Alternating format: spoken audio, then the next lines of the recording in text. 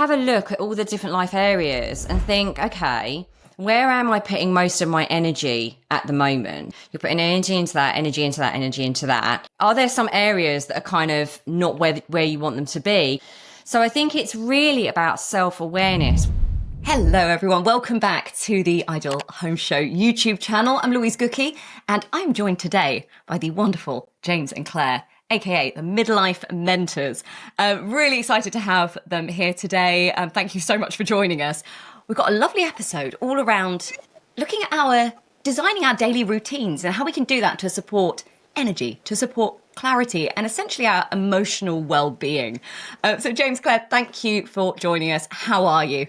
Thank you for having us. Thanks for having us here. See Great to see you, Louise. Oh, it's lovely to see you too. It's always a pleasure chatting because I am resonating with everything you're saying, everything you talk about on your podcast and on all the interviews we've done together. So yeah, please share more of your wisdom because I need it to help me through life at the minute. So bless you. It's a perfectly selfish interview going on. Brilliant. All right, well, let's start off then with, if we're talking about our daily routines, really, are there any routines that you can share, sort of simple steps that we can do every day, whether that's the morning or, you know, in the evening or whatever that might be, that can really help with our emotional well-being? Yeah, I'd say there's a couple of things that come to mind, actually. The first one is the daily gratitude practice. So when you first wake up, just reflecting on 3 things you're grateful for from the day before, 3 things in life you're grateful for, and setting an intention for the day. So that can have a big impact over time. It's really small and easy to do. It only takes 5 minutes. And that is just basically getting into this place, like away from comparison and negativity and into positivity. The second thing I say is more like performance based, is plan your day effectively, right? So just spend a little bit of time at the start of the day figuring out what you're to do. So I used to have a to-do list that was never ending, massive. But what I figured out was... Yeah, it was terrible. What I figured out was actually what I need to do is look at rank the tasks in kind of like, are they a 1, 2 or 3 priority? Obviously put the 1 priorities to the top and then say how much time they're going to do. Because I had to have like, oh, Monday, I'm going to do like 30 things. And it'd be like, oh, I've got to Tuesday and I still haven't got through Monday. So actually putting times at them, saying like, oh, task 1 will take me 60 minutes. And figuring out how much you can reasonably fit in your day whilst also giving time for recovery and rest, which is super important as well, because we're not designed just to be go. And that will actually massively enhance your productivity because you'll be planning what you're doing and have a framework of which to achieve it. I absolutely love that. I am the queen of a to-do list and I don't think I've ever finished one in my entire life. So... You should have seen his. I mean, really? It was extraordinary. Oh, I mean, I would look at it and weep. You need to go and find an old one and have it as an example somewhere on your Instagram or something. No wonder he was stressed. Yeah, I don't know why we do that. I think that we're just trying to get everything out of our minds and onto paper to clarify it and then go, oh, I can do all that. And actually that time frame is a really interesting thing to grasp, and especially getting breaks in there as well, because I am sure that is not something that a lot of people build into their daily routines. Yeah. And I assume without that, we don't then have the power to get through that to-do list, even if it is achievable in a day, if we don't allow ourselves time to rest. Is that true? Yeah, well, we'll just feel overwhelmed and like we're skidding into everything. You know, if you look at your to-do list and you just put times by and you're like, oh, I've got 16 hours of tasks in one day and that's without any lunch break or recovery break. Obviously, if that's a consistent cycle, you're just going to head towards burnout. So it's about giving yourself that space really to breathe and having that balance in your life. Yeah, brilliant. That's such a fantastic tip. So I guess you're talking about balance there, and we're just speaking about the to-do list at the moment, but you know, life throws so many things at us, doesn't it? We've got, especially in midlife, families, work, friends, maintaining friendships, and then looking after ourselves with those breaks, etc. Do you have any tips about how we can balance that self-care with all those demands that life is constantly throwing at us? Yeah, well, I think the first thing I want to say is life balance can make us feel stressed in itself. Like, why don't I have life balance? So could people keep talking about life balance? Why don't I have life balance? I should have life balance. why do I constantly feel stressed? Like, so actually, it's one of those things that's really a fallacy. There isn't really, I kind of call it life harmony. Let's start calling it life harmony instead of life balance, because actually, if we can accept and acknowledge that at certain points in our life, you're going to be out of whack. There will be things that take more of your energy and your focus than other things. For example, if we've got elderly parents, if we've got young children going off, there will always be, particularly at this time of our life, demands that pull us off of that life balance. So just giving ourselves some compassion that we might not have it all figured out, that we might not be able to balance everything in our lives fairly in the way that we want it, but knowing that this too shall pass. At some point, we'll be able to redress the balance and put our energy into other things as well. But that's just life.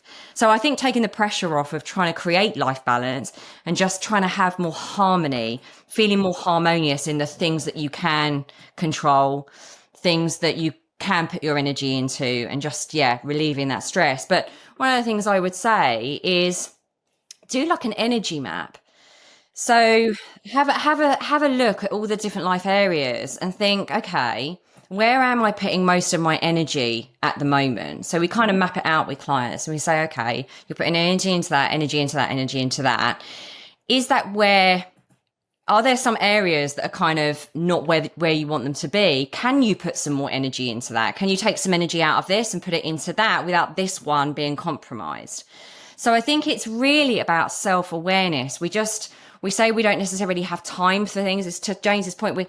We say that we don't have time for things, but actually it might be that we're not making the time for these things and just presuming that they will be okay. But something's got to give because we can't do everything. So it's about having that energy map really and going, okay, I'm going to take a little bit of energy out of that, put a bit of energy into that. What does that look like? Will that improve my life? And I think even from just doing that will give you a little bit more peace and a little bit more clarity about the things that you need to prioritize and the boundaries that you therefore need to set in order to make that happen. I really like that. I don't think I'd ever heard of an energy map before. I think there's so many other maps you can have in life and planning, but actually your own energy map and what you can give. That's it's a really interesting concept. And boundary lines. Oh, yes. Boundaries. We're guilty of that, aren't we? Of trying to keep people pleasers. Yeah. We're constant people pleasers, right? But the thing is, like when we're saying yes to everyone else, we're essentially saying no to ourselves. We're saying no to the things that are important to us. Then we're going to emotionally burn out. And I also sometimes think if we've got, we might have children, what kinds of model are we showing to them about, mum and dad are completely strung out all the time and saying yes to everyone else? We need to model behavior for our children, and we want them to put themselves first and what's important to them first as well, don't we? Yeah, so absolutely. And something that we hear a lot when we talk about, prioritizing our health and prioritizing our energy is, and actually we touched on it a little bit already, sort of rest. I want to talk about the big rest at night, sleep. Sleep tends to, and this is just a generalized statement here, tends to get a bit worse as we get a bit older. And we're not sleeping as well as we used to when we were teenagers, when apparently we're so good at doing that. What can we do to help improve our sleep, to help us with our energy the next day? Do you have any tips for that? Yeah, I mean, it's interesting, isn't it? I think number one is realizing how important sleep is for our overall health, and particularly at midlife, with hormones in a state of flux and dropping off, sleep is vital for kind of letting your hormone pathways reset. Are hormones one of the reasons why we stop sleeping? Yeah, so the estrogen fluctuations, particularly for females, and the hot flashes, this is what causes disruption in sleep. But for men, the testosterone changes, that need to maybe go to the toilet more often in the night, so you're up and down. All those are going on at midlife and beyond, leading to disrupted sleep if we let it. And where most people go wrong is, I think, it's very in popular culture, sleep's kind of like, I've got to be constantly in the hustle, and like sleep's lost time. No, it's actually vital time for recovery. So what we need to do, the sleep science says, we need to try and get into a rhythm. go to bed and get up at the same time every day, even weekends. And most adults do need a minimum of 8 hours sleep a night for optimal health. So it's about making sure you're getting that schedule. Like, oh, it's not, I'm going to bed at 6 p.m. one night, midnight the next, 8 next. No. Go to bed at the same time every night, get up at the same time every day as far as you can. There's always be exceptions, obviously. And then make sure you've got good, clean sleep hygiene. So come off those screens at least an hour before bed, preferably 2, because the blue light interrupts production of a hormone called melatonin, which is our sleepy hormone. And also just looking at social media is going to like raise our cortisol, which means that our stress will go up and we'll feel agitated. So come off those screens. You want your bedroom to be dark, obviously, block out as much light as you can. You want it to be slightly cooler than the rest of the house. Obviously, make sure your bed is comfortable. You've got good pillows, all the great stuff you can find at the Ideal Home Show. But yeah, all of that stuff is vitally important. But I'd say the biggest thing, and lots of sleep studies have shown, the most important thing is getting this regular consistency of sleep, the regular timetable for sleep. That's fascinating. And I mean, so I've never necessarily done that exact same time, but even when you say it, I know the times when I've done it and I felt really good. So yeah, it's interesting why we don't focus in on the things that make us feel good. And we go, no, I need to do more, rather than going, oh, actually, it's that balance, like you said, finding that balance. Honestly, I love chatting to you too. Blows my mind every time. I need to go and structure my day a bit better. Actually, with that in mind, let's talk a little bit about structure when it comes to that burnout, like you said. How on earth can we structure our days to make sure that we avoid that burnout? I know we spoke a little bit already about factoring in breaks during the day, but is there anything else we can do? Yeah, I think it's actually just being able to, I mean, I've experienced burnout, and so I always kind of reflect back at my own personal experience as well. And I think for me, I wasn't switching off enough. So even in those mini breaks, right? Don't be going on your phone. Don't be going on social media. So we're taking these breaks, but we're constantly attached to our devices still. We're looking at the news. We're looking at social media. We're checking our emails. So wouldn't it be a novel idea, actually, if we could spend those mini breaks taking a walk in nature without listening to a podcast? I know we have a podcast ourselves, and I'm telling you not to listen to podcasts, but we're so full of noise. We're literally just soaking our brain with other people's noise all the time, that we're not able to regulate our own emotional system. We're not even aware of what we're feeling emotionally. So the thing that causes burnout is actually not being aware of how your emotions are. So, and a lot of us are frightened these days of any time where they're not listening to something, doing something on social media, this distraction, because they're frightened of what's going to come up for them, what emotions they're going to experience. But I would say that's just literally you're pushing the cart down the road, you're pushing it down the road, where at some point those emotions are going to come and bite you on the bum because you haven't paid attention. You haven't had time where you're not filling your brain and your body and your mind with stuff.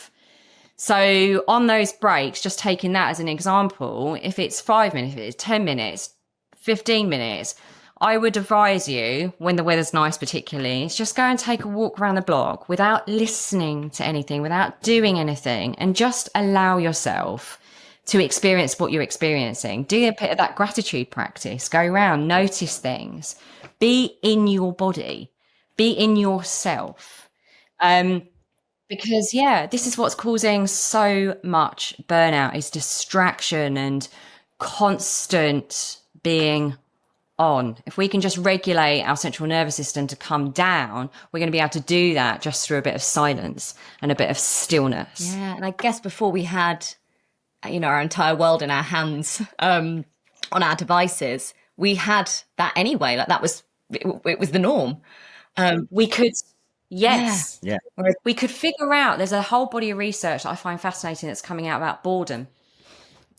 So we try and avoid boredom.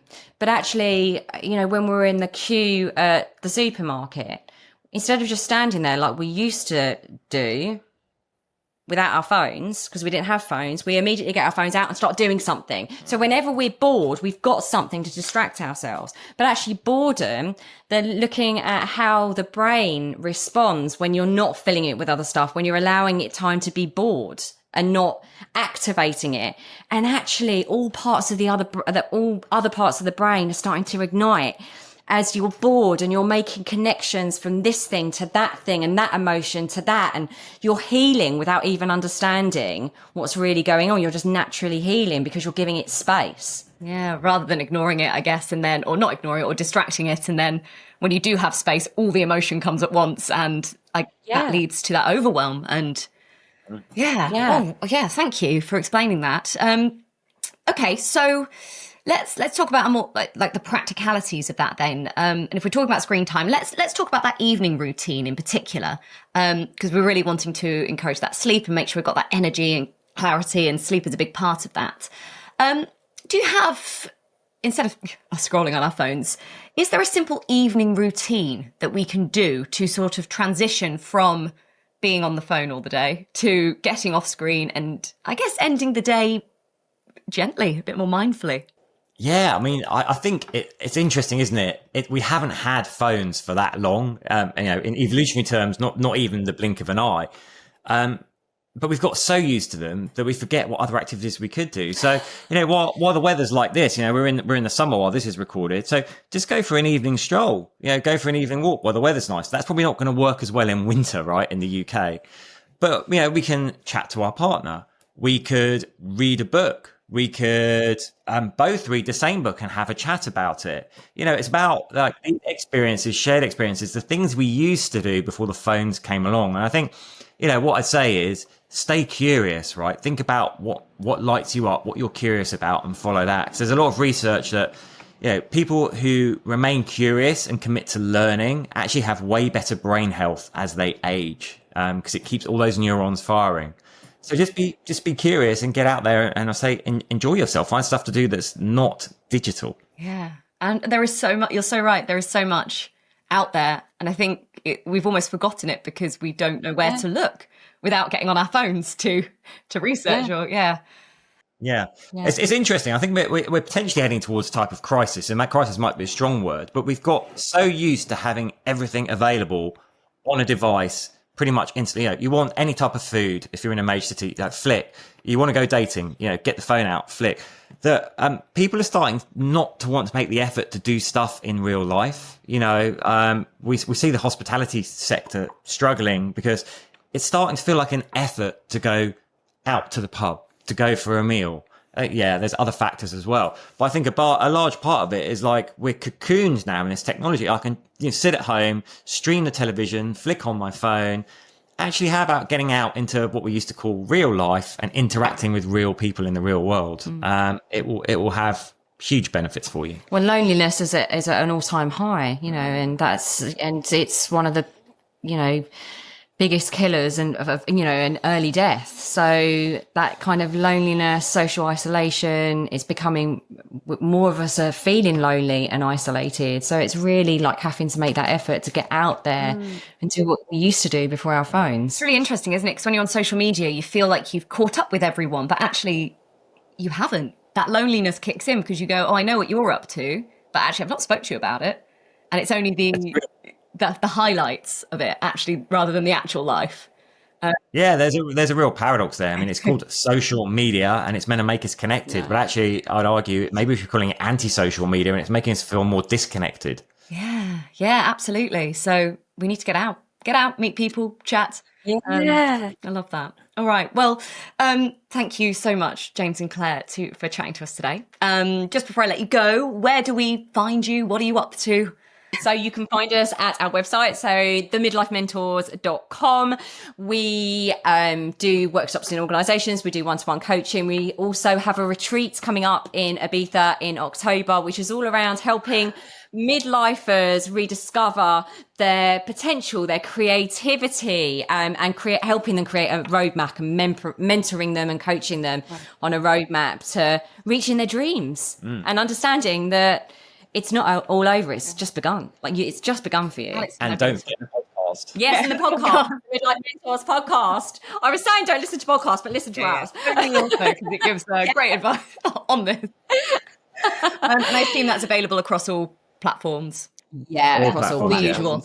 Brilliant. And we'll stick a link to it as well, sort of down below. So go head there if anyone wants to go and check that out. But James, Claire, thank you so much once again for joining us.